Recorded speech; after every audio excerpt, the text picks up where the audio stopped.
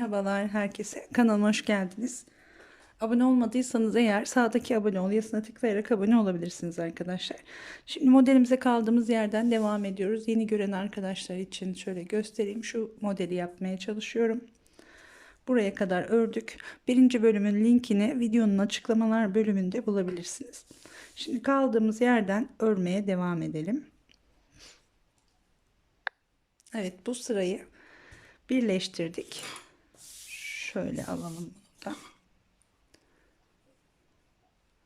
Şimdi ipimizi 5 tane trabzanların arasındaki boşluğa kadar yine taşıyorum. Şu şekilde.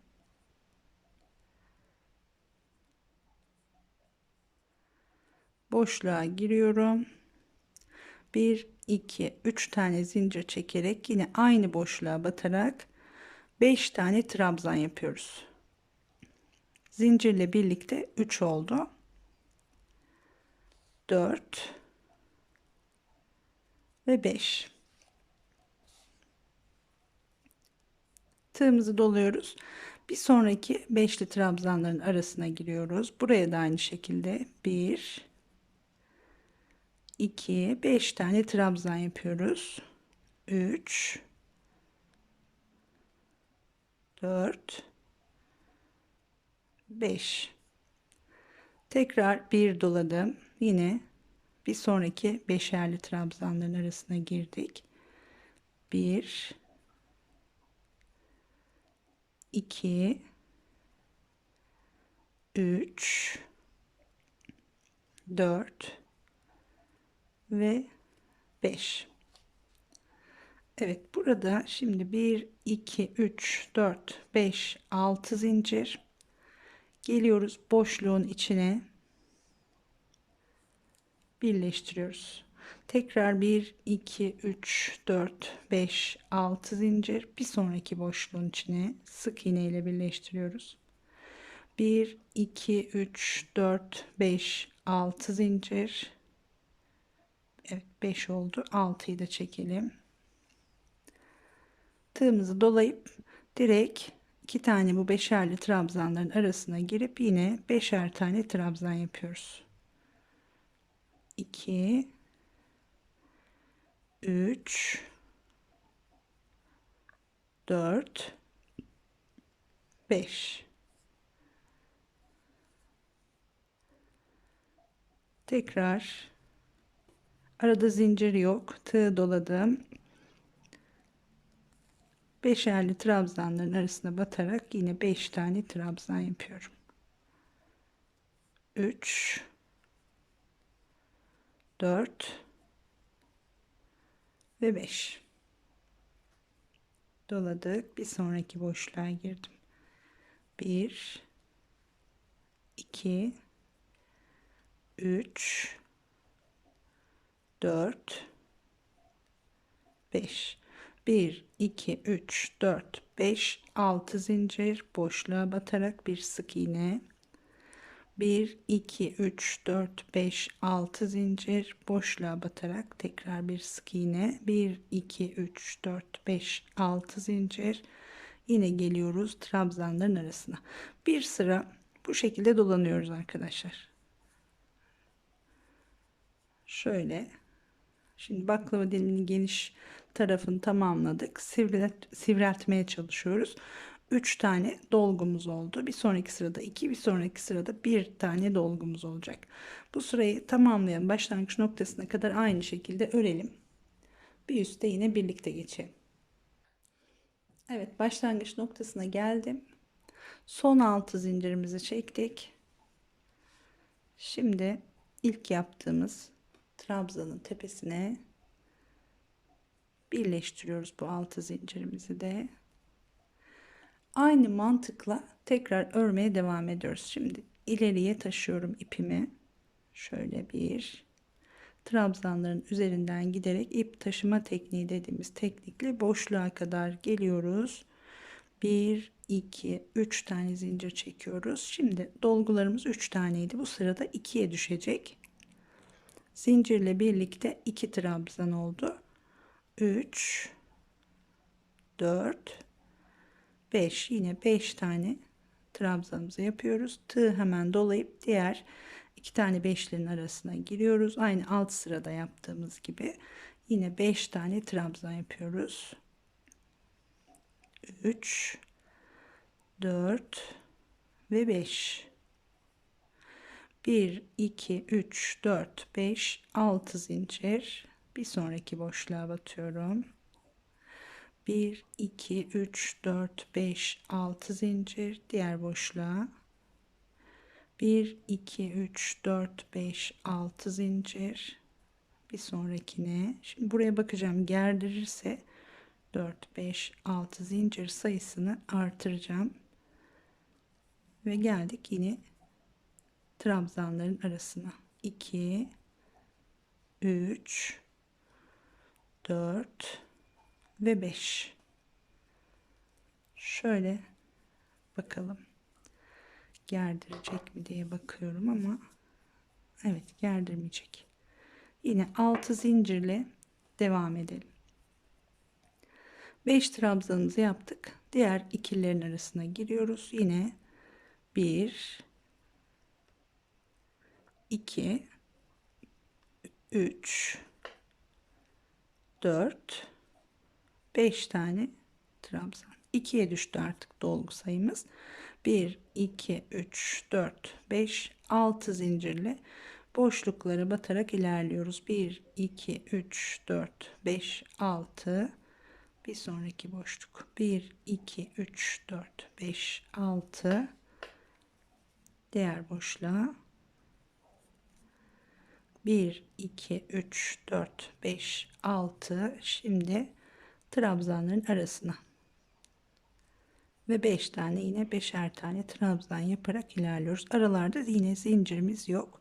5 trabzan yapıp diğer boşluğa giriyoruz bu şekilde.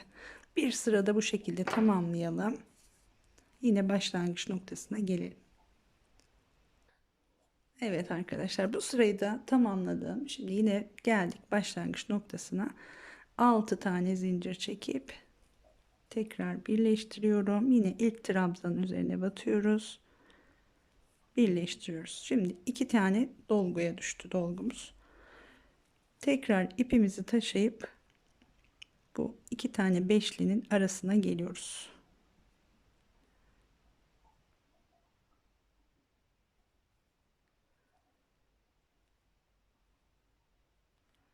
Boşluğa geldim. Yine 1, 2, 3 tane zincir.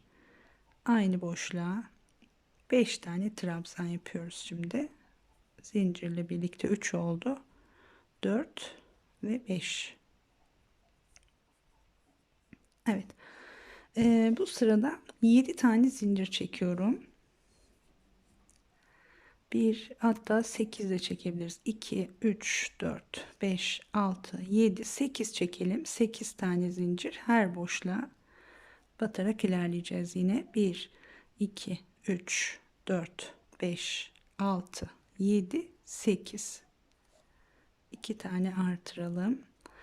1, 2, 3, 4, 5, 6, 7, 8. Tekrar 1, 2, 3, 4, 5, 6, 7, 8. Her boşluğa sık iğne yaparak geliyorum. 1, 2, 3, 4, 5, 6, 7, 8. Bir doladık. Trabzanların arasına giriyoruz. Yine buraya 5 tane trabzan yapıyoruz. 2, 3, 4, 5. 1, 2, 3, 4, 5, 6, 7, 8 zincir. Yine her boşluğa devam ediyoruz. Şimdi baklava dilimini bitirmiş olduk. Bir tane dolgumuz kaldı. Ve 8 zincir çekerek etrafını dolanıyoruz. 1, 2, 3, 4, 5, 6, 7, pardon 7, 8.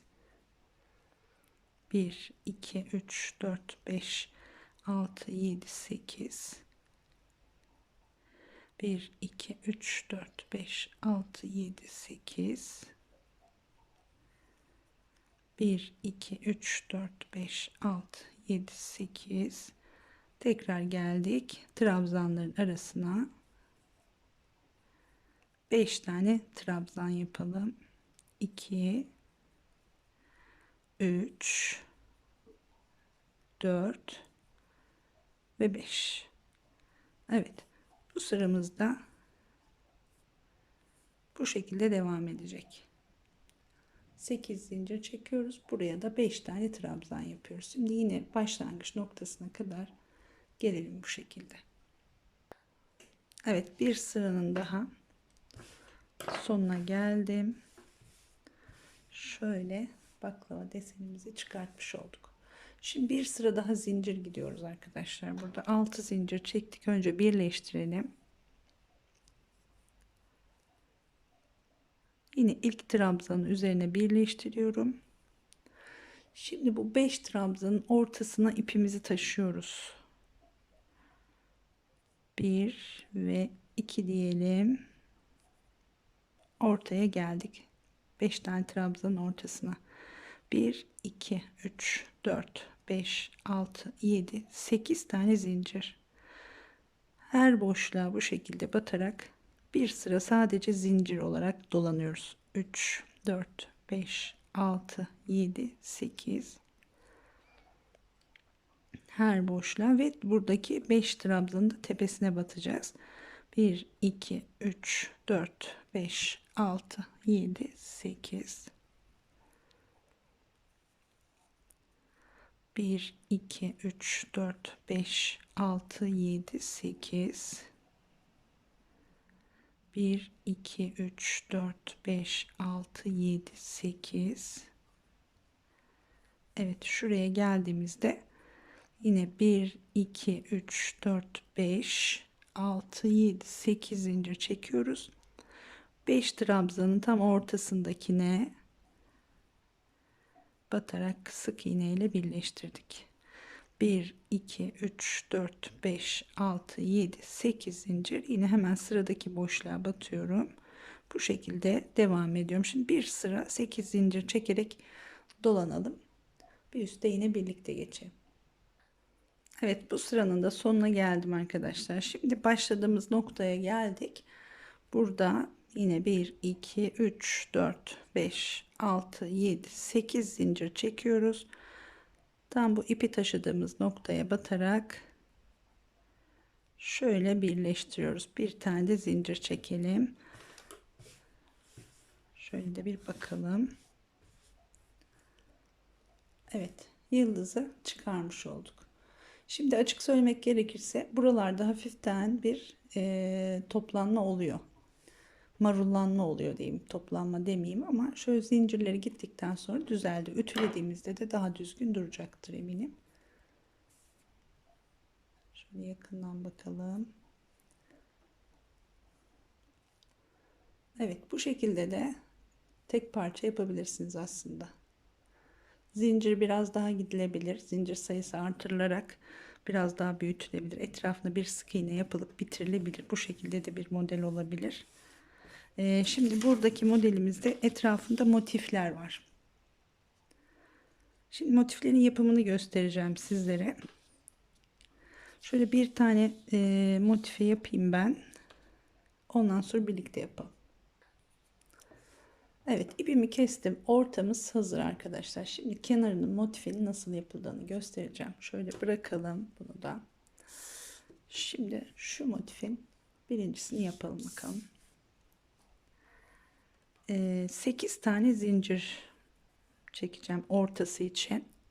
8 tane zincir yeterli olur diye düşünüyorum. Şöyle 1 2 3 4 5 6 7 8 tane zincir çekiyorum. İlk zincirin içine batarak bir yuvarlak oluşturuyorum. Buraya bir tane zincir çekiyoruz ve bu boşluğun içine tığın başını dolamadan batıyoruz, çıkıyoruz, sık iğne yapıyoruz. Birinci yaptık, 2 3 4. Şu ipi de zincirle birlikte gezdiriyorum. Bakın, sık iğne yaparken bu da zincirmiş gibi düşünün. 5 6 7, 8, 9, 10, 11, 12, 13, 14, 15 ve 16. 16 tane sık iğne yaparak şöyle bir yuvarlak oluşturduk. İlk yaptığımız sık iğnenin içine girerek şöyle birleştiriyoruz. Şimdi buradan 1, 2, 3, 4, 5, 6 tane zincir çekiyoruz. Birinci yuvayı atlayıp bir sonraki yuvaya batıyoruz. Bir sık iğne ile kapatıyoruz. 1, 2, 3, 4, 5, 6 zincir tekrar. Bir yuva atladık. Bir sonrakine batıyoruz. 1, 2, 3, 4, 5, 6. Bir tane atlayıp bir sonraki sık iğneye. Bu şekilde etrafında 8 tane. Evet, 2, 4, 6, 8 tane boşluk oluşturuyoruz. 1, 2, 3, 4, 5, 6. Bir tane atladım, bir sonrakine girdim. 1, 2, 3, 4, 5, 6. Bir atladık, bir sonrakine. 1, 2, 3, 4, 5, 6. Bir atladık, bir sonrakine, bir sık iğne. 2, 4, 6 oldu şimdi. 1, 2, 3, 4, 5, 6 zincir. Bir atladık, yine bir sonrakine. 7. boşluğu tamamladık. 1, 2, 3, 4, 5, 6. Şimdi birleştirme noktasına ilk boşluğun dibine batarak şöyle birleştiriyoruz. 2, 4, 6, 8 tane boşluk yapmış olduk. Buradan ipimizi hemen önümüzdeki ilk boşluğun içine getiriyoruz. Şöyle yine ip taşıma tekniği dediğimiz teknikle bu şekilde geldim. 2 hamlede ortaya geldim. 3 tane zincir çekiyorum. Tığı bir kez doladım ve bu boşluğun içine 5 tane trabzan yapıyorum. Şimdi zincir birinci trabzanım ve ikinciyi yapmış olduk. Tekrar 3, 4, 5. Bir tane zincir çekiyoruz. Diğer boşluğa geçiyoruz. Buraya da 5 tane trabzan yapıyoruz. 2, 3, 4, 5. Bir zincir tekrar bir sonraki boşluğa geçiyorum. 1, 2, 3, 4, 5. Arada yine bir tane zincir çekiyoruz. Bir sonraki boşluğa geçiyoruz. Komple bu 8 tane boşluğu 5'er trabzan yaparak dolduruyoruz. Aralarda da geçişlerde bir tane zincir çekiyoruz.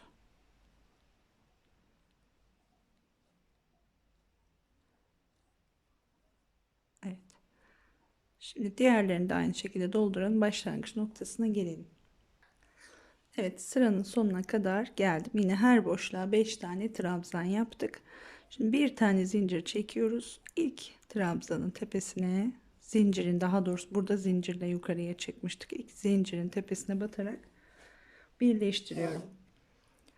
Ve 3 tane zincir çekiyorum. 1, 2, 3 zincir. Tığı bir kez doladım. 5 trabzanın üzerine yine 5 tane trabzan yapacağız.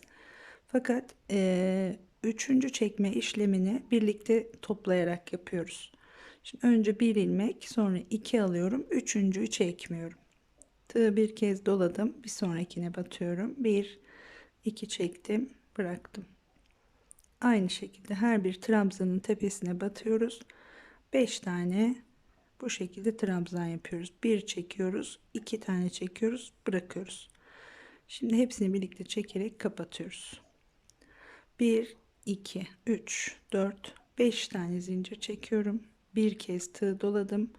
Şu aralarda bir zincir çekmiştik. Bu boşluğa batıyorum. Bir trabzan. 1 2 3 4 5 zincir. Tekrar tığ bir doladık.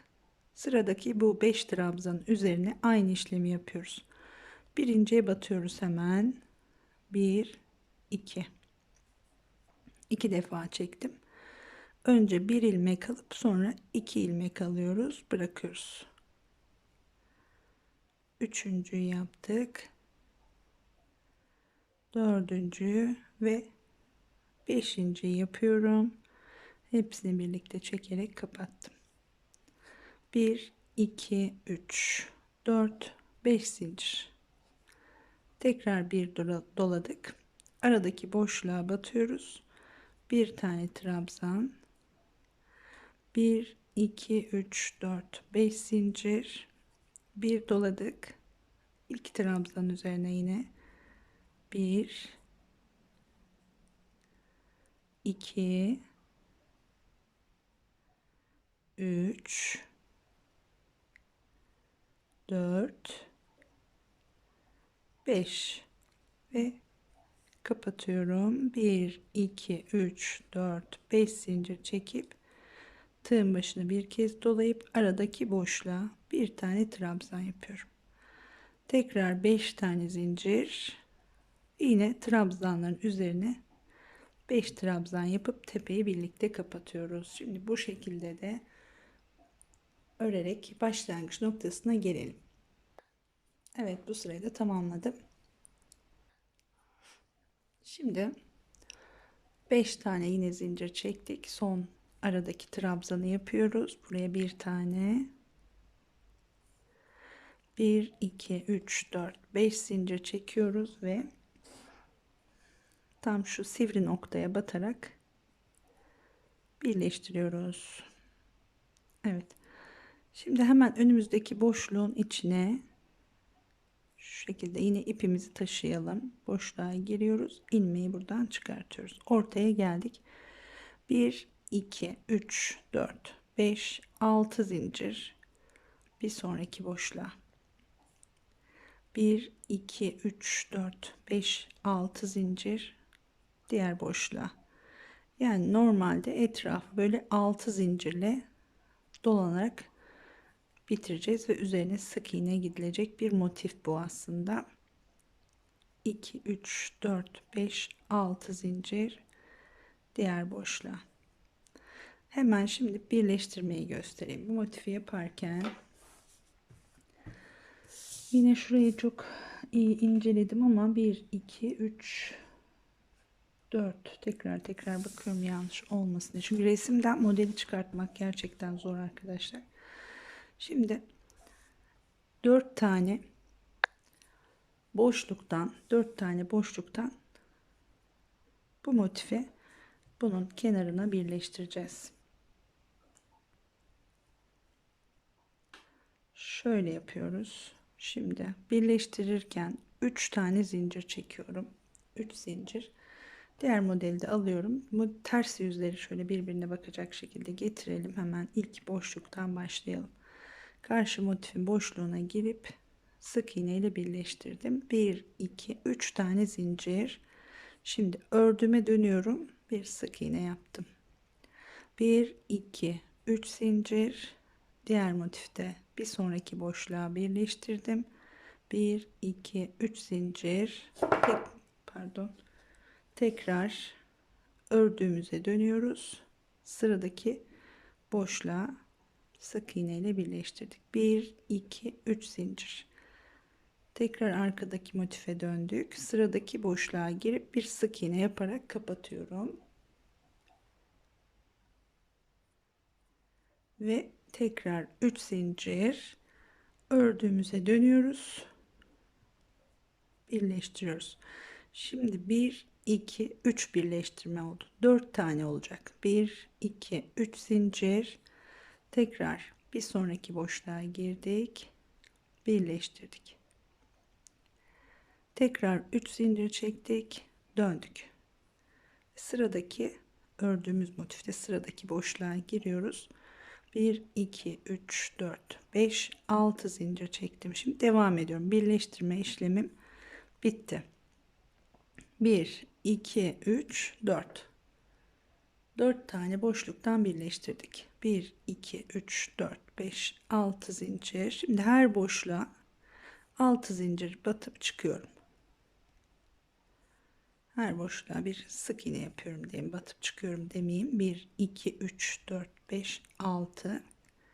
Diğer boşluğa geçtik. 1 2 3 4 5 6. 1 2 3 4 5 6. Şimdi başlangıç noktasına kadar 4 5 6 zincirle gelip motifi bitiriyoruz.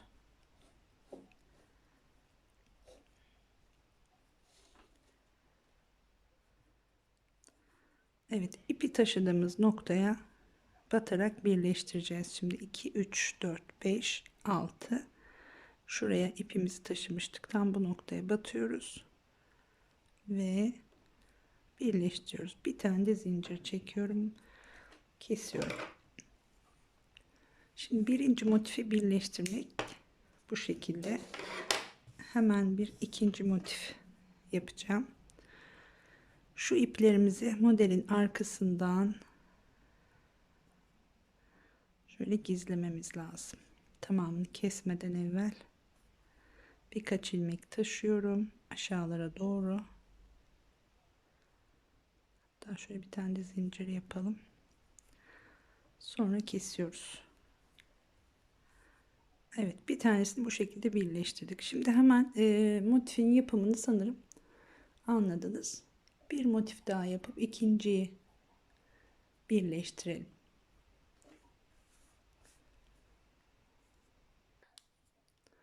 Evet, şimdi ikinci bir motif daha yaptım arkadaşlar. Aynı az önce yaptığımız motif gibi aynı ölçülerde. Şimdi şurayı zincir bölümünü dolandık. Son 6 zincir çektiğimiz bölümü dolanmadım. Bunu şimdi birleştirerek yapacağız. Şöyle birleştirdim. İpimi taşıyorum boşluğun içine ve 1 2 3 4 5 6 zincir çekiyorduk. Bu şekilde her boşluğa 1 2 3 4 5 6 batıyoruz. Şöyle iki tane yapalım, sonra birleştirmeye geçelim. Evet,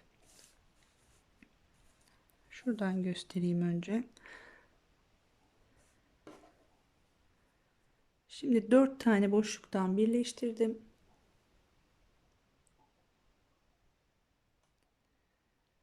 Şuradan da 1 2 3 tane boşluktan birleştireceğiz. Buradan da 1 2 3 boşluktan birleştireceğiz ve 1 2 3 4 5 6 oluyor, o zaman olmadı. 1 2 3 1 2 3. Evet, şurayı tekrar bir kontrol edelim şimdi.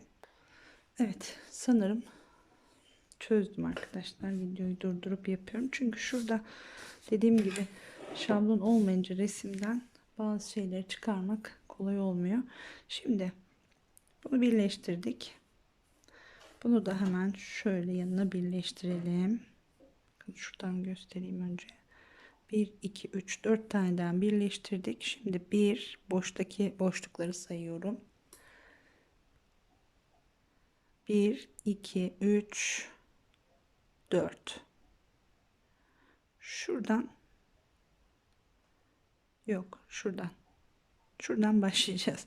1 2 3. Şuradan birleştirmeye başlayacağız.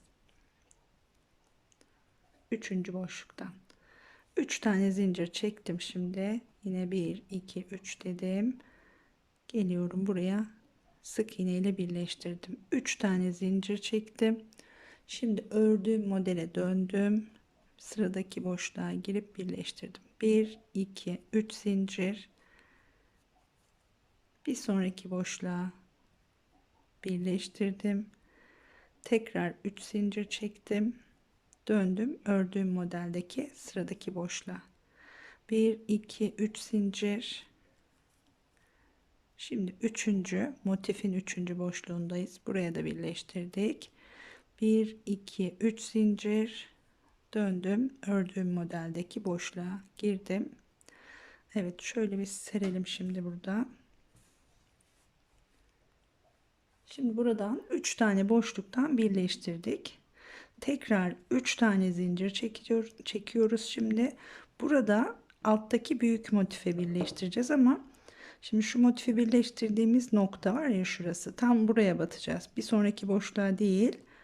Yani şurada büyük motifte aynı boşluğa 2 kez batmış olacağız. Bunu birleştirdiğimiz yere. Şimdi 3 tane zincir çekelim. Evet, bir yandan kamerayı netleştirmeye çalışıyorum. 3 tane zincir çektim. Şimdi büyük motife birleştiriyoruz. Bakın şu motifi, ilk motifi buraya birleştirmiştik. Buraya atlamıyoruz. Bunu da aynı boşluğa batıyoruz. Birleştirdik. Tekrar 3 zincir döndüm sıradaki boşluğa. Şimdi bu 1 oldu. Büyük motife battık. 1. Büyük motife 4 tane birleştirmemiz lazım. Birinciyi birleştirdik. 1 2 3 zincir. Büyük motife döndüm. Sıradaki boşluğa geçtim şimdi. 1 2 3 zincir tekrar ördüğüme döndüm. 1 2 3 zincir. Şimdi birinciyi birleştirdik. İkinci, üçüncüyü birleştiriyoruz. 1 2 3 zincir. Şurada bakın alttaki büyük motife, iki motiften de birleştirme yaptım. Sonra tek tek devam ediyoruz. 1 2 üçüncüyü birleştirdik. 1 2 3 zincir ve dördüncü birleştirme işini yapıyorum şimdi. Tekrar 3 zincir çektim ve ördüğüm motife döndüm. Şimdi buranın da birleştirmesi bitti. Evet, şu 6 zincirlerimizi yaparak devam edelim. Şimdi tekrar ayrıntılı göstereceğim. 1 2 3 4 5 6 zincirle başlangıç noktasına gelelim.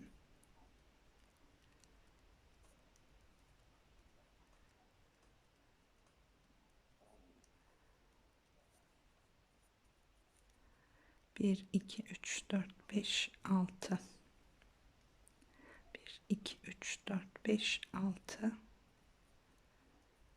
Evet, başladığım noktaya, tam ipi taşıdığımız noktaya geldik. 1 2 3 4 5 6 zincir buraya batıyoruz. Şöyle birleştirdik, bir tane de zincir. Şimdi ipimizi tekrar keselim bakalım buradan.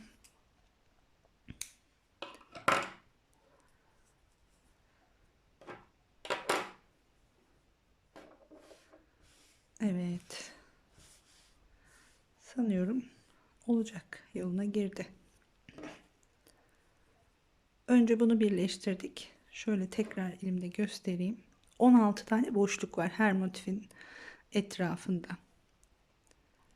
Ve 4 tane alttaki boşlukla üstteki boşluklardan 4 tane birleştirme yaptık. Şu 1, 2, 3, 4 taneyi şu motifi birleştirirken birleştirdik.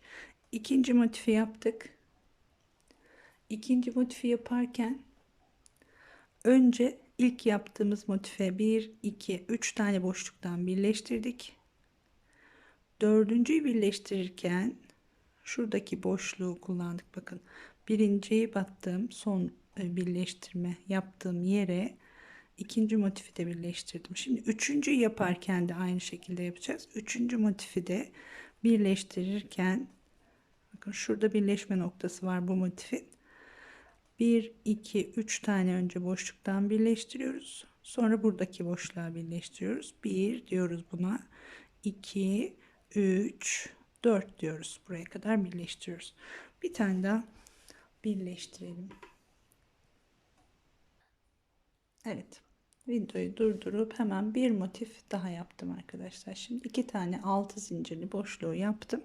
Hemen birleştirmeye geçelim. Motifi nasıl yapmayı biliyoruz artık. Şimdi şuradan bakın sayıyorum. Geriye sayıyorum. Buradan devam ediyorum birleştirmeye. 1, 2, 3 diyorum. Buradan birleştireceğiz. Birleştirmeye başlayacağız. 3 tane zincirimizi çekiyoruz.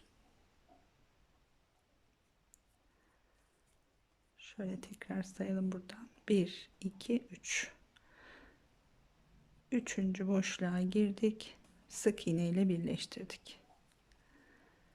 Tekrar 3 zincir ördüğüm modele döndüm. Hemen sıradaki boşluğa bir sık iğne. Tekrar 3 zincir. Şimdi motifleri yan yana birleştiriyorum. Bir sonraki boşluğa girdim, birleştirdim. Tekrar 3 zincir çektim. Kapattım. 1, 2, 3 zincir. Şimdi 3. boşluk. Motifin 3. boşluğuna girdim. Ve 3 zincir daha çektim. Ördüğüm modele döndüm. Sıradaki boşluğa girdim. Ve 1, 2, 3 zincir. Şimdi motifin yan yana birleşmesini bitirmiş oldum. 3 tane boşluktan birleştirerek. Şimdi ortadaki büyüğe birleştireceğiz. 3 tane zincir çektim. Şimdi şöyle ortadaki motifin sıradaki boşluğu bu ama şu boşluğu kullanmamız lazım. İkinci motifi birleştirdiğimiz nokta yine birinci birleştirmeyi buraya batarak yapıyoruz. Birleştirdik. 3 zincir. Bu birinci birleştirmemiz ortadaki motife. Tekrar 3 zincir. Şimdi bir sonrakine girerek ikinci birleştirmeyi yaptık. 3 zincir. Döndüm ördüğüm modele. 1, 2, 3 zincir. Şimdi üçüncü birleştirmeyi yapıyoruz. 1, 2, 3 zincir. Döndük ördüğümüz modele. 1, 2, 3 zincir. Ve ortaya dördüncü birleştirmemizi yapıyoruz. Şimdi dördüncü birleştirmemizi yaptığımız yere dördüncü motifi yaparken de ilk birleştirmeyi buradan yapıyoruz. Buraya atlamayalım. Evet, 3 zincir çektim. Ve ördüğüm modele dönüyorum. Sıradaki boşluğa girdim. Buranın da birleştirmesini bitirmiş olduk. 6 zincir çekip devam ediyoruz şimdi.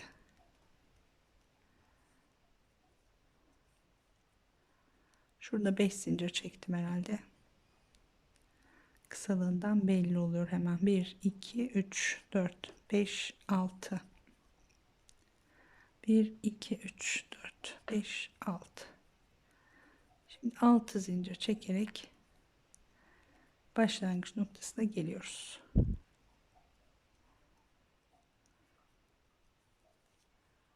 Bir, iki, üç, dört, beş, altı.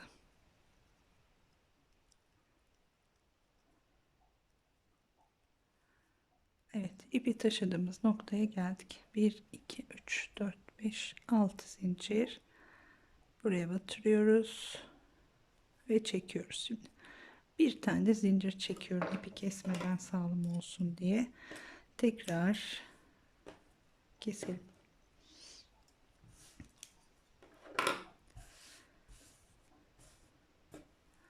Şimdi bu ipleri arkadan gizleyeceğim. Videoyu uzatmamak için kesmiyorum şu anda. Üçüncü yapmış olduk. Şimdi modelimizde aynı ölçülerle gitmeye çalıştım ama 2, 4, 6, 8, 10, 12 tane etrafında çiçek var. Şimdi 12 tane gidecek mi? Tam net söyleyemiyorum buradan. Ama yapalım görelim değil mi? Şimdi bu şekilde arkadaşlar ekleyelim, birleştirelim etrafına. Son sırada da şöyle bir sık iğne ve bir pirik gidilmiş. Onu da bir videoda kısaca göstereceğim. Şimdi bugünlük bu kadar videomuz. Bir sonraki modellerde, daha güzel modellerde görüşmek üzere inşallah. Bunu tamamlayıp kısa bir şekilde kenarında göstereceğim başka bir videoda. Şöyle umarım güzel olur. Umarım beğenmişsinizdir. Dediğim gibi şu illa bu kenarları yapmanız gerekmiyor. Şu ortayı zincir yaparak biraz daha büyütebilirsiniz. Tek parça olarak kullanabilirsiniz. Evet, biraz ütüleyince daha güzel duracak tabii ki. Şimdi biraz buruştu. Evet, hoşça kalın diyorum şimdilik. Görüşmek üzere.